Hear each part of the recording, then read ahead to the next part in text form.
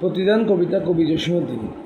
জসীমউদ্দিন ফরিদপুরের টাম্বুলখানা গ্রামে মাতুলালয়ে 1903 সালে 1 জানুয়ারি জন্মগ্রহণ করেন। তার বাবার নাম আনসার উদ্দিন মোল্লা এবং মায়ের নাম আমিনা খাতুন। তার পৈতৃক নিবাস ফরিদপুরের গোবিন্দপুর গ্রামে। ফরিদপুর রাজেন্দ্র কলেজ থেকে আইএ ও বিএ পাশ করার পর কলিকাতা বিশ্ববিদ্যালয় থেকে বাংলা ভাষা ও সাহিত্যে এমএ ডিগ্রি লাভ করেন। কলেজে অধ্যয়নকালে কবর কবিতা রচনা করে তিনি খ্যাতি অর্জন করেন এবং ছাত্রাবস্থায় এই কবিতাটি স্কুল পাঠ্যগ্রন্থে অন্তর্ভুক্ত হয়। কবি জসীমউদ্দিন পল্লী কবি হিসেবে সমধিক পরিচিত।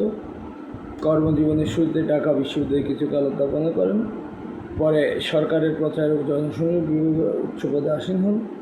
পল্লী জীবন তার কবিতার প্রধান উপজীব্য। বাংলার গ্রামীণ জীবনের আবহ সহজ সরল প্রাকৃতিক রূপ উপযুক্ত শব্দ উপমা ও চিত্রের মাধ্যমে তার কাব্যে এক অনন্য সাধারণ মাত্রায় মূর্ত উঠেছে। তার বিখ্যাত নকশিকাঁথার মাঠ কাব্যটি বিভিন্ন বিদেশি ভাষায় অনুদিত হয়েছে। তার অন্যান্য জনপ্রিয় সমর্থিত গ্রন্থ হচ্ছে সুদন বাদিয়ার ঘাট, বালুচর, ধামকের, রঙ্গিলা নাইয়ের মাঝি। সাহিত্য কীর্তির স্বীকৃতি হিসেবে কলকাতার রবীন্দ্রভারতী বিশ্ববিদ্যালয় তাকে সম্মানসূচক ডি.লিট উপাধি প্রদান করেন। কবি পরিচিতিতে কবির জন্ম মৃত্যুর সাল সম্পর্কে থাকে, কবির ফ্যামিলি ব্যাকগ্রাউন্ড থাকে, জন্মস্থান থাকে, তার পড়াশোনার বিষয় থাকে, তার রচিত কর্ম, রচনা, উপন্যাস, প্রবন্ধ ইত্যাদি থাকে। মানে এগুলো আপনার গুরুত্ব সহকারে দেখে নিন। আমি আমার পড়ার আগ্রহ থেকে প্রতিদিন কবিতাটি পড়ছি, আপনারা শুনেন। হয়তো দু একটা লাইন আমি গেঁথে দিতে পারে, আর হয়তো দু একটা লাইন আমি ব্যাখ্যাও করব। আমার এগোর ভাঙিয়াছে যে বা, আমি বাঁধি তার ঘর, আপন করিতে কাঁদিয়া বেড়াই, যে মোরে করেছে পর, যে মোরে করিল পথের বিরাগী, পথে পথে আমি ফিরি তার লাগি, দীঘল রজনী তার তরে জাগি, ঘুম যে হরেছে মোর। আমার এগোর ভাঙিয়াছে যে বা, আমি বাঁধি তার ঘর, আমার এ কুল ভাঙিয়াছে যে বা, আমি তার কুল বাঁধি, যে গেছে বুকেতে আঘাত হানিয়া, তার লাগে আমি কাঁদি, যে মোরে দিয়েছে বিষে ভরা বান, আমি দেইতে বুক ভরা গান, কাঁটা পেয়ে তারে ফুল করি দান, সারটি জনমভর, আপন করিতে কাঁদিয়ে বেড়াই, যে মোরে করেছে পর। মোর বুকে যে বা কবর বেঁধেছে, আমি তার বুক ভরি, রঙিন ফুলের সোহাগ জড়ানো ফুল মালঞ্চ ধরি,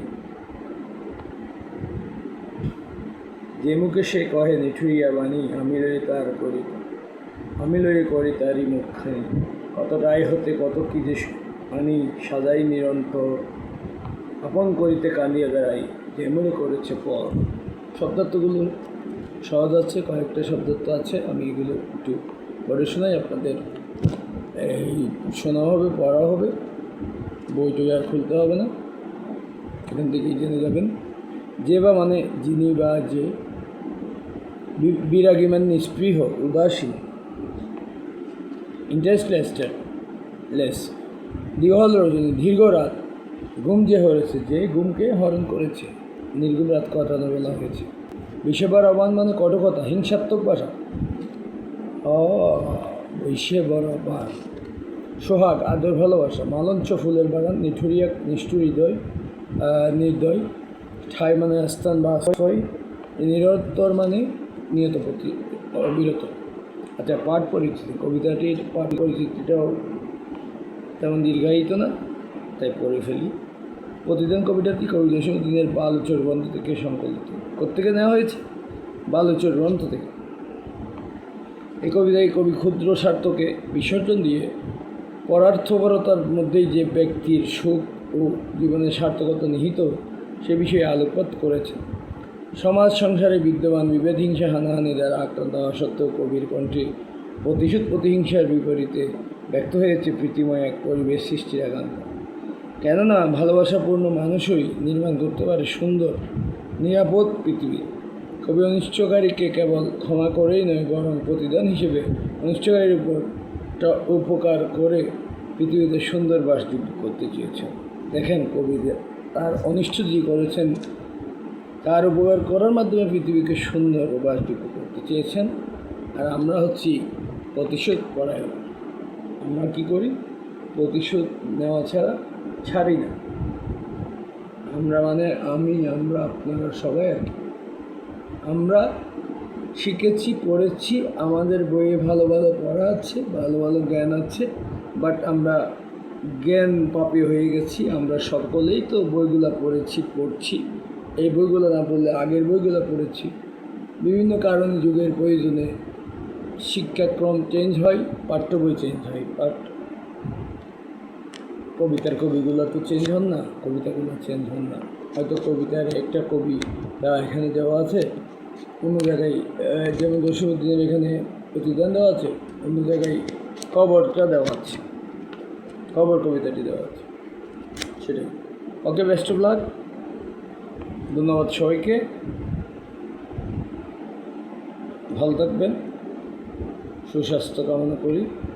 আমার প্রিয় বিশ্ববিদ্যালয় ভর্তির জন্য অধীর আগ্রহে যারা অপেক্ষা করছেন, একটা ভালো সাবজেক্ট পাবেন, বিশ্ববিদ্যালয়ে পড়ার স্বাদ মেটাবেন, তাদেরকে বলছি আপনারা স্বাদ এবং সাধ্য দুটাই থাকতে হবে। স্বাদ মেটানোর জন্য সাধনা করতে হবে, বুঝছেন? এই কোন কবি বলেছেন, মানব জীবন স্বাদ, মানে আর পাবে না, আর চলে গেলে পাবে না, আর এই কথা বুঝতেছেন। মানব জীবন একবারই আসে, দ্বিতীয়বার কোনো জীবন নেই। তো একবারের জীবনকে কাজে লাগিয়ে মানুষ মহামানুষ হয়ে যায়, একবারের জীবনকে মানুষ কাজে লাগিয়ে বিখ্যাত হয়ে যায়, আর একবারের জীবনকে কাজে লাগিয়ে মানুষ কুখ্যাত হয়ে যায়। এটাই ইতিহাস, এটাই শিক্ষা। আমরা যারা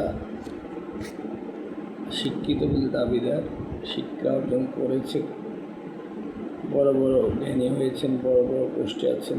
আমি তো ছোটোখাটো কেরানি চাকরি করি, ব্যাংকে চাকরি, কেরানি চাকরি, সে কম।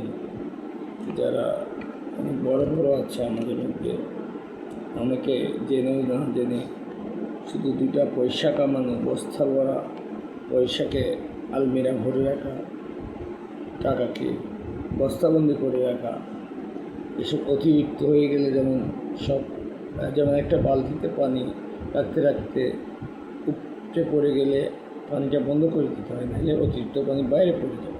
আপনারও প্রয়োজনের অতিরিক্ত টাকা হয়ে গেলে ওটা উপচে পড়ে যাবে। উপচে পড়ে গেলে মানুষের দৃষ্টি, আইনের দৃষ্টি এড়াতে পারবেন না, তখন আপনি আইনের কাছে ধরা হয়ে যাবেন। আপনি ট্যাক্স ফাঁকি দিচ্ছেন, টাকা ঘরে পড়ে রাখছেন, টাকার কোনো হিসাব নাই। আপনি যদি সম্পদ করতেন, দেশের কাজে লাগতো, কিছু প্রতিষ্ঠান করতেন, কাজে লাগতো।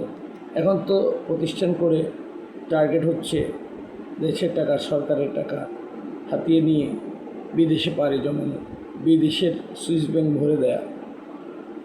আর সুইস ব্যাংকে টাকা গেলে সেগুলো ফেরত আসে না।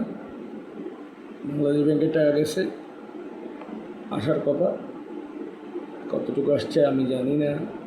তারপরে এমনি যারা ব্যক্তিগতভাবে টাকা পাচার করেছে, প্রথম দিকে শোনা গেছিলো যে টাকা উদ্ধার হবে, এই হবে, সেই হবে, বাট কাজের কাজ মনে হয় কিছুই হয়নি। ওরা টাকা দিবে না, ওভাবে কোনো আইন নেই। সুইস ব্যাংকের পৃথিবীর যত, আমার ধারণা মতে, আমি এটা কোথাও পাইনি, যত অপকর্মের টাকা, যত মাদক ব্যবসায়ীর টাকা, যত ডিফল্টারদের টাকা, সব ওখানে জমা হয়।